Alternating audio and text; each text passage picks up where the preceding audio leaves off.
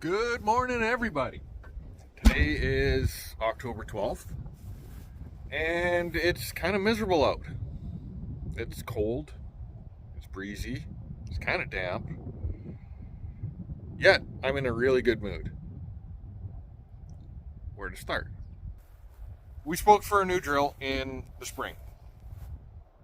We were hoping we would have it for spring 2024. Like before seeding, I know a few neighbors that had theirs show up after. I know Seed Hawk got a little bit behind last couple years. So we had high hopes, but at the same time we're like, well, the track record hasn't been good. Skip forward to, it was right around the time my header burnt up. Like within a couple of days of that. After, because I was dealing with the dealership on the header, the FD140 that I got, and I get a call. I'm like, dude, I just talked to you. What now? Like, what changed? He goes, no, this is good. Your drill is done. It's sitting in Langbank, which is where it's built, waiting to be delivered. And I said, well, that's spectacular, except they were rebuilding our road. So they clay capped it, they raised it up, they kind of zoom in over there. You can see that was not a straight line across before. That dipped down at least 18 inches, probably closer to 2 feet in the middle. There was only one culvert, now there's four. They really beefed her up, and I'm really happy.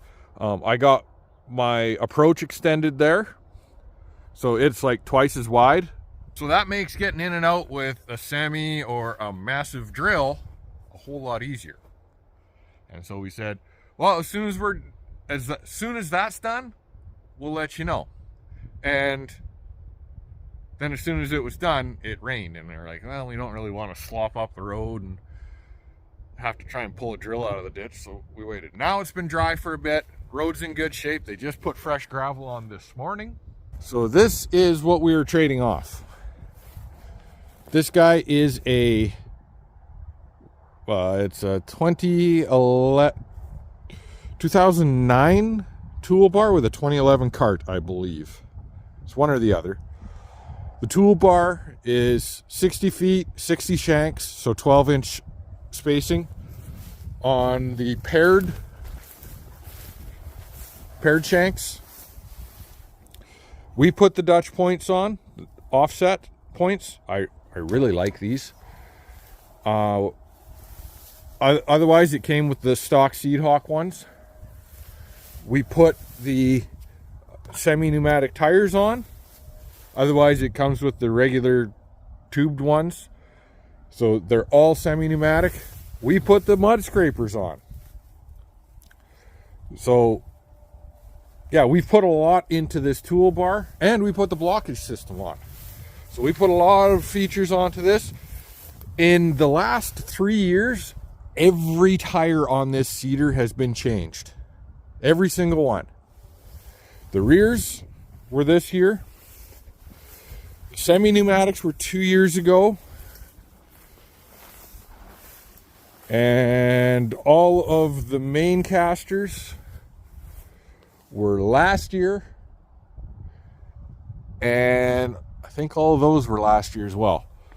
So we put it's in great shape. All new hoses recently, yada, yada, yada. So 60 feet, there's no sectional control. That's it on that. The cart itself has 3 tanks. It's the cart is a 600 bushel cart.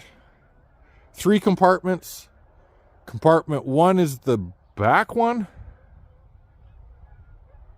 I believe it's wrote somewhere. I always forget this because it's backwards to what you'd think. Actually, I think this one's 3 Oh, it is number 1. So the back one, tank 1, 300 bushel. Tank 2 in the middle, you can see is a narrow one here between the 2 welds. It's only 100 bushel. Tank 3 is 200. You can choose which runs you want it to run on. So every tank can go on to whatever you want. The previous cart we had, you couldn't. There was some restrictions there. So the bottom one is the fertilizer, I think. I can never remember this stuff.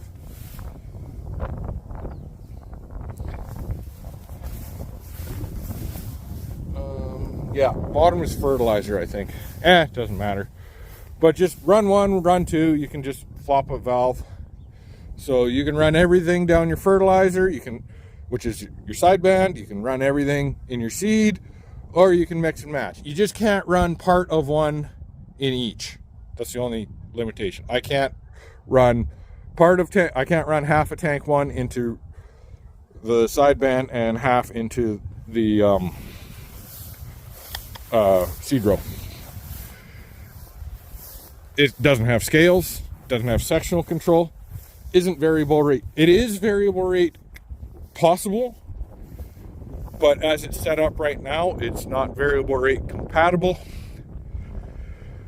Sorry, the cart itself is variable rate compatible right now. The controller we have is not. We have just an old loop controller, which I hate. And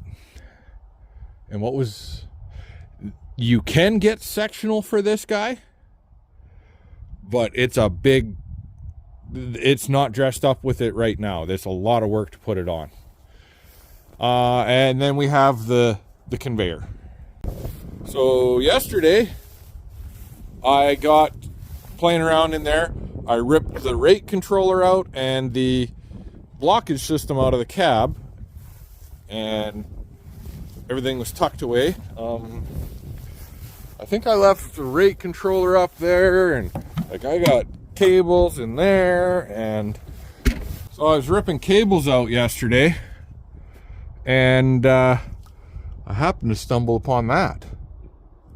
I'm not entirely sure what all is run on it, but I would have to guess it's probably the hydraulic controls and probably the lights, because that's about all that's at the back. I think the diff lock goes from here. Well, that's a PTO.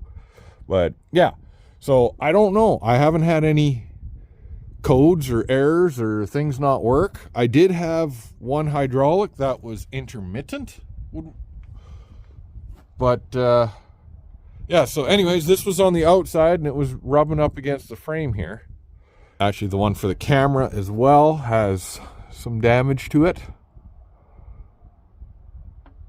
I think that's the one for the camera. Oddly enough, it's still working, so I don't know what to do there. Hopefully, if not, I might just have to get a new camera cable and deal with it then. This guy still has a little bit of stuff left. Now, the only thing I was actually able to remove, and I did it because I know that I could easily reinstall it, is my main camera cable, the one that's got 4 that goes from the tractor to the cart at the back. So that's gone. So there's nothing camera related there. I have in each tank, I have LED lights, which I've pulled the power wires for. I still need these, but they're still in the tank. So camera and an LED light in each tank, and I'm gonna move them to the new one. Now, really, I shouldn't need cameras because the new one's got scales, but I still like the idea of having cameras. I sleep a lot better knowing that I got the cameras in there. I also put lights in there. It makes it nicer to work on, and it makes it easier for the really makes the camera visibility a lot better. Now, the other thing that we need to do, and this is what we need the Delta Track for.